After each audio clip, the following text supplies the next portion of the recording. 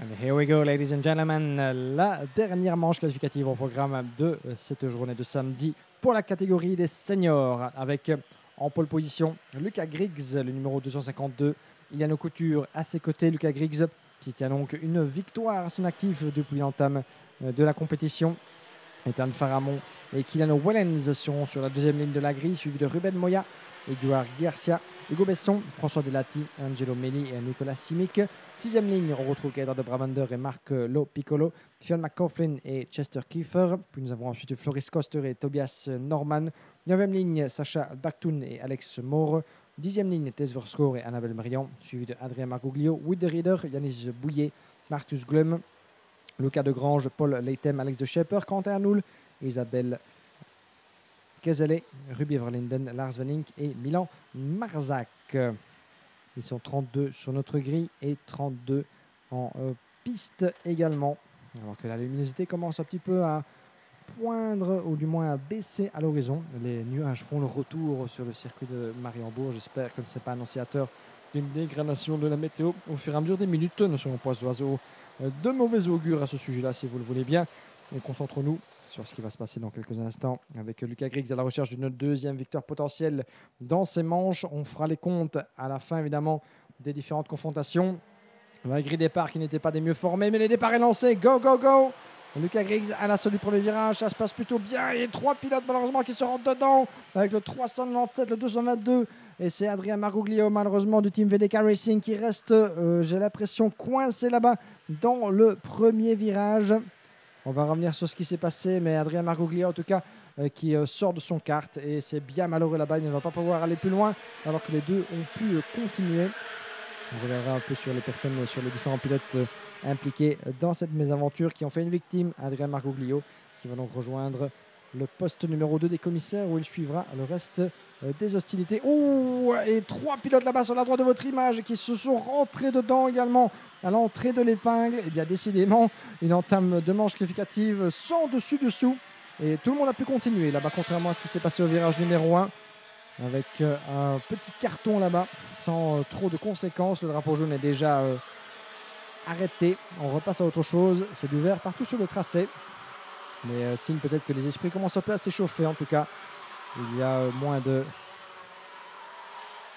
réflexion peut-être en termes de dépassement, en termes de manœuvre. Mais quoi qu'il en soit, pour l'instant, tout le monde est encore en piste, si ce n'est le malheureux Adrien Margoglio. C'est sûr qu'au fur et à mesure de la journée, eh bien, les différents esprits ont commencé à s'échauffer de plus en plus en quête de résultats. Et donc, quand on s'échauffe, eh bien, malheureusement, les prises de décision sont parfois eh bien, moins inspirées, ce qui peut mener à des incidents, des contacts ou des faits de course que l'on n'aurait peut-être pas engendré plus tôt dans la journée. Ça fait partie du lot. C'est une longue journée aussi. C'est un jeu d'endurance pour les pilotes de la catégorie senior qui doivent disputer 5 courses, rappelez-vous, à la IMA World Final lors de la fin de saison 2022 au Mans. Vous vous en souvenez, c'était pas moins de 7 épreuves que les X30 seniors devaient disputer pour accéder jusqu'à la finale mondiale. En moyenne, 5 ou 6, c'était déjà une fameuse épreuve en soi. Dans le virage numéro 2, loin derrière les leaders, Lucas Griggs, Ruben Moya forcément, qui a jailli comme d'un diable de sa boîte depuis la 5e jusqu'à la 2e place pour l'instant. Lucas Griggs, Ruben Moya, 1 et 2. Ethan Faramon, 3 devant Hugo Besson, Eduard Garcia, Iliano Couture, Kilano Wellens, Gaëtan de Brabander, François Delati, Angelo Meli en 10e position. Pour l'instant, ça se bat à tous les étages dans cette entame de manche qualificative, la dernière avant notre petite pause et les premières finales. Finale B puis finale A. Nous commençons par les juniors puis par les seniors. Donc restez bien avec nous jusqu'au terme de cette journée. Ce n'est que dans quelques minutes que les choses sérieuses passeront vraiment dans leur finalité. Et attention, la bagarre pour la première place entre les deux équipiers et Ruben Moya qui prend l'avantage sur Lucas Griggs. Bien géré de la part des équipiers Pantano. C'est la dernière course. Ruben Moya comme Lucas Griggs ont chacun une victoire dans leur escarcelle depuis l'entame de cette journée. Et chacun évidemment cherchera à aller chercher cette deuxième qui pourrait lui garantir une position de départ plus avantageuse sur la grille de départ. Mais ça doit se faire dans les règles de fair play et surtout dans le respect des intérêts du team également. Ruben Moya donc qui a pris l'avantage sur Lucas Griggs et tous les deux 1 seconde 4 d'avance sur Ethan Faramon en 3e position. Ethan Faramond, le numéro 201, ce week-end à Mariembourg, qui évolue donc sous les couleurs du team Dream Racing. Et c'est une belle opportunité en tout cas de vous parler de cette nouvelle formation Dream Racing, un nom bel et bien choisi pour de bâtir les rêves des jeunes pilotes, bâtir leurs ambitions, leurs rêves de gravir les échelons d'une carrière automobile, pourquoi pas, vers les plus hauts échelons, vers les firmaments peut-être de la compétition. Ça commence ici évidemment par le karting national puis international.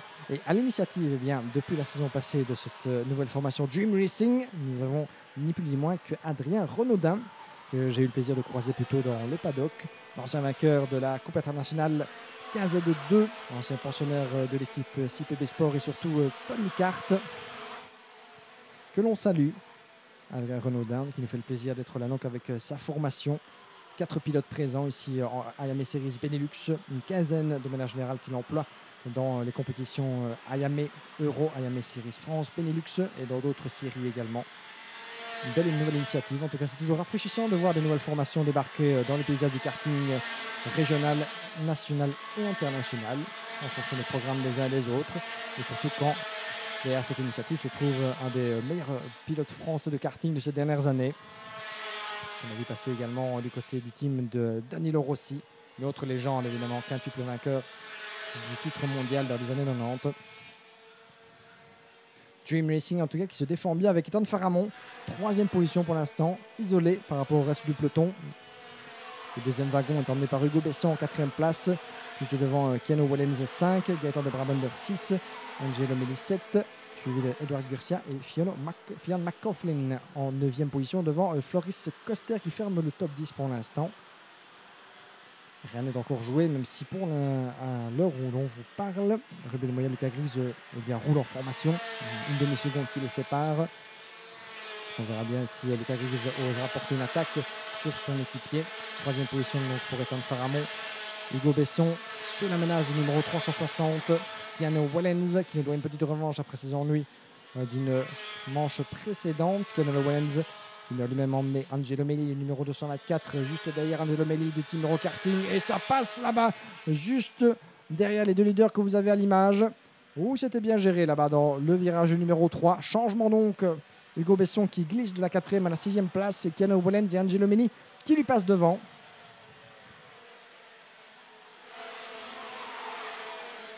Bien effectué là-bas de la part du duo Wellens-Angelo Melli. Moins bonne nouvelle pour Hugo Besson, en tout cas qui va devoir s'y reprendre à 2 fois. On est de retour dans ce peloton toujours bien agité.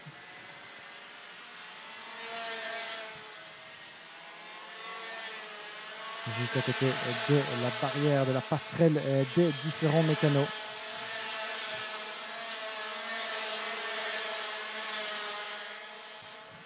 Ruben Moya, Lucas Griggs toujours en tête pour 3 petits dixièmes.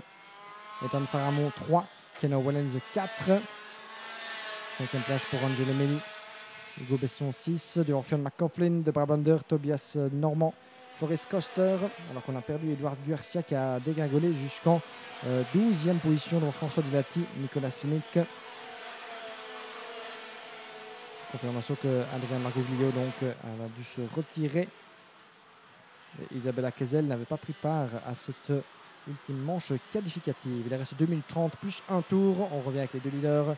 Toujours en formation, Ruben Moya, Lucas Griggs, séparés par 3 petits dixièmes. Et nous avons Ethan Faramond toujours sur sa planète. À 2 secondes 4 de la tête.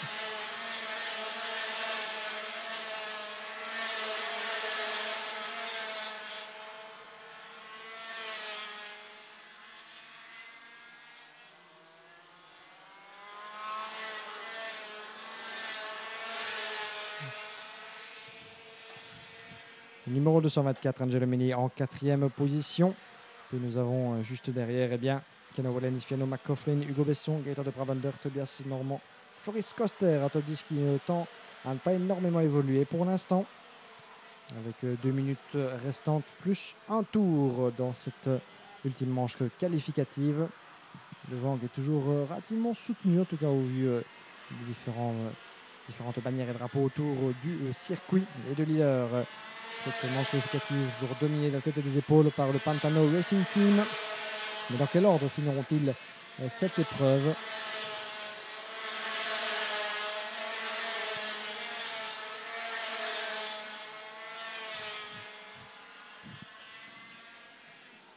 Et c'est derrière que ça devient intéressant, évidemment, même si Ethan Faramond a commencé à perdre un petit peu du terrain, malheureusement, entre-temps, puisque Angelo Melli est désormais en 3e position devant. Je pense que c'est Fionn McCaughlin, Ethan Faramond, qui a perdu du terrain, malheureusement pour lui. On approche là-bas de la chicane et surtout de l'épingle de l'ancien chemin de fer. Nous avons toujours les deux pilotes Pantano en tête. 3e place désormais dans les mains d'Angelo Melli. Fionn McCaughlin, le pilote VDK, est passé juste derrière en 4e position, suivi de Ethan Faramond, que l'on croyait un instant isolé et en route pour la 3e place, mais il n'en est rien. Il est désormais 5e. Le pilote français, juste devant Ken Willems et Hugo Besson, les pilotes qui repassent devant notre cabine. Toujours sur le commandement des pilotes Pantano, Ruben Moya, Luca Griggs, Angelo Melli qui accuse un retard de 1 seconde 6 pour l'instant.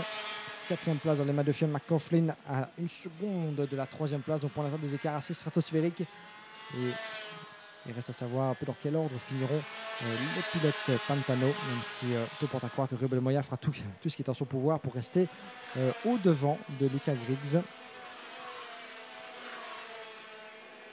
Puis nous avons en 6e position toujours Ethan Faramond, donc qui a vu Ken Willems lui passer devant. Donc certainement pas une issue de manche qualificative à la hauteur de ses espérances. Ethan Faramond qui va devoir se frotter, se cracher dans les mains pour conserver l'avantage sur Hugo Besson, à moins qu'il ne soit déjà passé. Je pense même que Hugo Besson est passé devant pour le gain de la 6e place. Nous sommes dans le dernier tour. Et effectivement, Hugo Besson a pris l'avantage sur Ethan Faramond. Ethan Faramond qui nous a montré de très très belles choses jusqu'en 3e position, mais maintenant qui dégringole jusqu'en 7e place. Sans doute les pneus sont arrivés au terme de leur petite vie. Les pneus sont-ils morts? Tout autant peut-être que le pilote. Il va falloir reprendre ses forces, remettre des pneus neufs en vue de la finale. Reste à voir si Ethan Faramond sera en mesure d'y accéder, mais je pense que oui, tout porte à croire au vu de ses résultats précédents que Ethan Faramond, malgré cette petite perte de vitesse dans ses derniers tours, sera en mesure de rejoindre les 36 meilleurs. Confirmation donc qui vous sera donnée tout à l'heure une fois l'officialisation de tous les classements et la grille départ qui nous parviendra d'ici peu dans le cadre de la catégorie senior. Quoi qu'il en soit, du côté des seniors, il faudra se méfier plus que jamais de l'Armada Pantano, Ruben Moya, Luca Griggs qui vont finir sur un 1-2, mais entre-temps, figurez-vous qu'Angelo Melli est passé devant. Et quel retour de la part d'Angelo Melli. Superbe démonstration de la part du pilote Eurokarting qui finit en 2e place. Ruben Moya l'emporte, Angelo Melli 2 et Luca Griggs qui n'a rien pu faire pour contenir le retour du pilote belge qui monte sur la 2e marche de ce classement.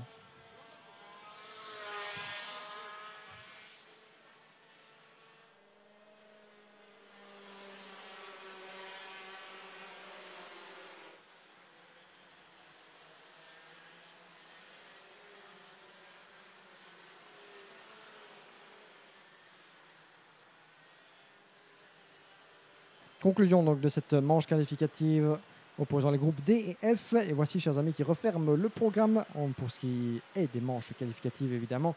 En attendant le clou du spectacle, restez bien avec nous puisque sur le coup de 16h10, il est actuellement moins quart. Donc d'ici un gros 20 minutes, nous serons de retour en live quelques instants avant le début de la première finale, la finale B, qui verra s'opposer donc tous les concurrents qui ne se seront malheureusement pour eux pas qualifiés parmi les 36 meilleurs pilotes de cette catégorie. Le classement définitif de cette dernière manche qualif avec Ruben Moya, vainqueur devant Angelo Melli, Luca Griggs, Fionn McCaughlin, Ken Willems, Hugo Besson, Ethan Faramond, Yanni Bouillet, Tobia, Norman, François Delati, Floris Koster en dehors du top 10 devant Milan Marzac, Gaëtan de Brabander, Ilano Couture, Chester Kiefer, Nicolas Simic, Marcus Glum, Wood de Rieder, Luca Degrange, ainsi que Axel Moore, Sacha Bactun, Alex Schepper, Quentin Anoul, Paul Leitem, Marc Lo Piccolo, Tess Verscore, Lars Venink et Rudy Verlinden, ainsi que Annabelle Briand. Manque à l'appel, Edouard Gurcia et Adrien Marguglio, ainsi que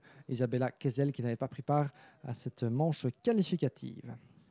Chers amis, le temps donc pour les derniers représentants de la catégorie senior de bien de passer par le scrutiny ring. Ruben Moya sur la droite de votre image, donc vainqueur de sa deuxième manche depuis l'entame de la journée. Un des noms ronflants évidemment qu'il faudra surveiller de très très près. Lui qui a remporté la IMA Winter Cup et la première manche de la IMA Euro Series se verrait bien ajouter une troisième victoire à son palmarès en autant d'épreuves IMA depuis l'entame du championnat. Mais ça reste à décider évidemment et pour ça, il faudra patienter jusqu'à 17h35 heure locale ici à Mariembourg pour l'issue de cette première journée de compétition en IMA Series Benelux. On va prendre une petite pause si vous le voulez bien et nous reviendrons d'ici quelques minutes. Retenez bien 16h10, coup d'envoi de la finale B de la catégorie junior, suivi directement par la finale A pour les 36 meilleurs de la classe des pilotes âgés entre 12 et 15 ans. Et puis dans la foulée, 10 minutes après l'arrivée de la première finale junior, finale B, mais pour les seniors, et enfin la quatrième et dernière finale pour la classe senior sur le coup de 17h35. Et puis nous clôturons notre programme en live streaming avant de finir par la cérémonie de podium que nous aurons le plaisir de vivre ici même sur le karting des Failles de Mariembourg et dont les photographies et vidéos vous seront diffusées plus tard sur réseaux sociaux. Ladies and gentlemen, we're going to take a short break as we will be back in a couple of minutes.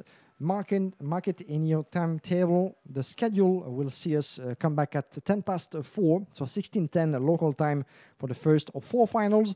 First with the final B of the junior, followed by the final A, and then at 17:10 local time, the final B of the senior, followed by the races of all races, the final race of the X30 senior class. We'll see you then.